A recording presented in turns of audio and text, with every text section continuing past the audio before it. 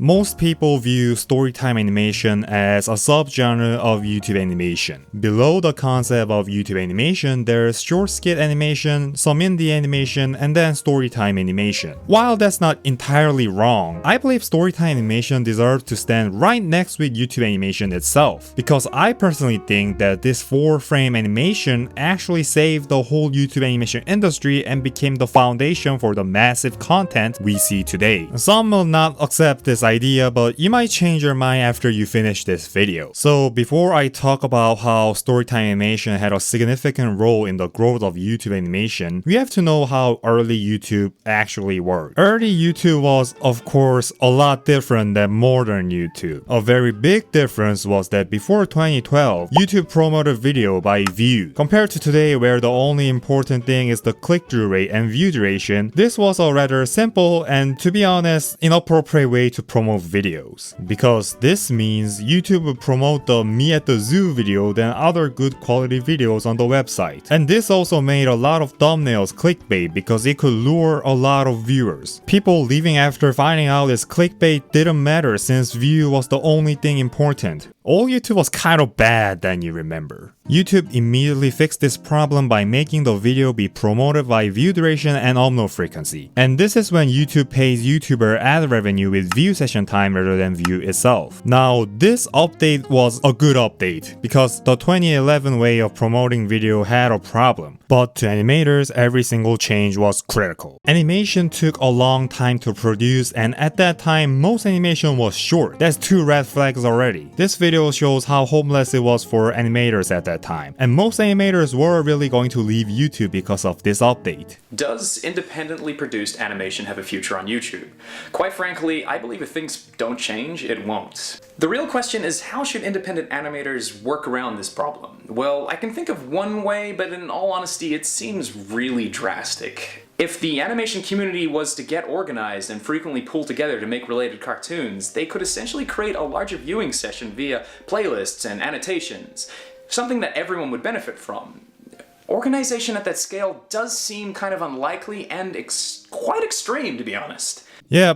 Storytime animation did the impossible. Oh, and also, I just want to show you this comment because there was already a person who thought YouTube was at their peak in 2011 and it's over at 2012, which is crazy now that most people think 2016 is the peak of YouTube. But I understand her or him because in fact 2012 to 2014 there was no animation channel famous for pure animation. We all just watched TV animations like SpongeBob until Storytime animation appeared. The pioneer of Storytime animation is usually considered as these 2 channels, Domix and Swoozy. In 2012, while most animators were being wiped out by the update and died, these 2 found out a way to make profit by uploading animation in YouTube. There was a popular trend happening back then called Draw My Life and Storytime. Draw My Life is basically explaining how your life went while drawing it on a paper. Not animation, but more like a standard style. And Storytime was just telling stories about anything you want to talk about in front of camera without animation. A format that honestly wouldn't survive on today's YouTube where our attention spans are shorter than a goldfish. So to grasp the viewers, Domix and Suzy had a genius idea of making a storytime video with an animation rolling. Unbelievably simple, yet such an awesome idea that it changed the world forever. As this genre popped up, many people really liked the concept and started watching it.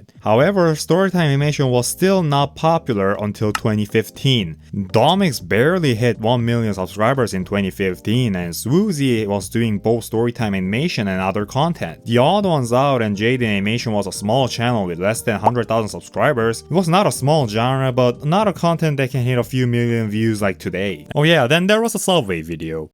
Subway Video is the most famous storytime animation series ever made, and I do not think there's going to be another one that can beat this in fame. This video really just made everyone watch storytime animation for a whole decade. I started watching storytime animation in 2022, and this video was the one that brought me into this genre. And people started watching other YouTubers like Domix, Jade Animations, Infamous Sush, and more. I'm just saying that most storytime animation fans did like this. There might be people started watching storytime animation by Domix or Jade Animations or other storytime animators, but the other ones was still the biggest reason for the influx of people in this genre. But the real power of storytime animation is the fact that it looks really easy to mimic. Just look at this drawing. I mean, we can draw this, of course. The real making process of storytime animation is hard, but just look at it. It looks pretty simple outside compared to other YouTube animations back then. And the views, oh my god, I should do it right now. Hence, this unique characteristic of storytime animation led to some explosive increase in supply in this genre. The famous YouTuber now like Infamous Sush, Brody Animes, Emirichu, The Amazing all appeared in this era. I think the best way to explain is a domino. One domino falls and it affects the other two, and the other two makes 4 falls. There were so many storytime animators appearing at that time, just like my first video trend today, except it was way bigger in scale. Since there was few animators left in YouTube, there was plenty of room for new animators. This is when all the storytime animators grew together because there was positive feedback happening. I mean, everyone was just gulping down anything related to storytime animations. They will watch the Other One's House video, then realize he collabed with Jade Animations, and then wow, Jade Animation collabed with the Other One's Out again, and this loop goes on and on, which leads to higher session time in the whole storytime animation genre, which was rewarded by the push of YouTube algorithm. Now, though there were some famous animation channels back then, storytime animation was just inexplicably popular. Like, I saw some people being curious why this genre is so popular in YouTube, and many people have no idea. And I understand them, because I mean, who would analyze something popular to find a specific reason for its popularity? That is a nerd thing to do. I think there's 2 reasons for this popularity. First is a lack of content. Nowadays, there are so many channels for every niche you can ever think of in YouTube that all the viewers in YouTube are uniformly divided into each niche. But early YouTube had less channels than today, which made possible for a popular niche to monopolize the viewers. It was a good monopolize, to be honest, since most content after those era all went downhill. Secondly, the frequent collaboration really made viewers find out storytime animators easily. There were just so many animators collaborating each other that you can find almost every storytime animators if you just type fit the Other Ones Out. There might be many other reasons, but I'm not going to explain it all because you might be asking yourself right now, when is this guy going to talk about the stuff in the thumbnail? We are almost there. We now know everything we need. So, as I said earlier, the animation part of YouTube was completely destroyed and many YouTube animators were trying to make a living by moving somewhere else, because the new environment of YouTube looked almost impossible for animation channels to survive. The only way possible was somehow to make an animation community to get organized and frequently pull together to make related cartoons, which creates large viewing sessions via playlists and annotations.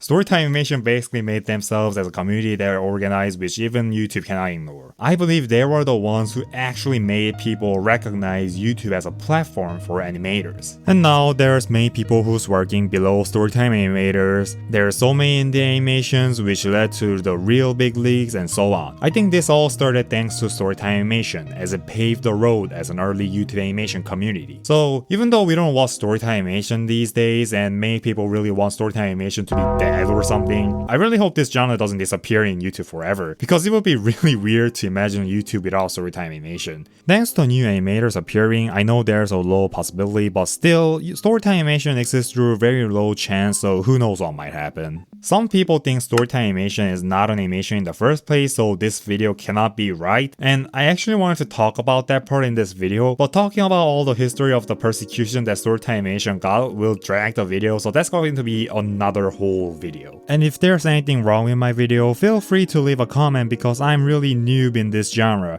I started watching storytime animation in 2022, and I just made this video because I want to know how storytime animation was like back in 2010s. But there was not a single video on YouTube. And while doing that, leave a like and subscribe, that will help. If this video does well, I'm going to make another video about storytime animation, so yeah.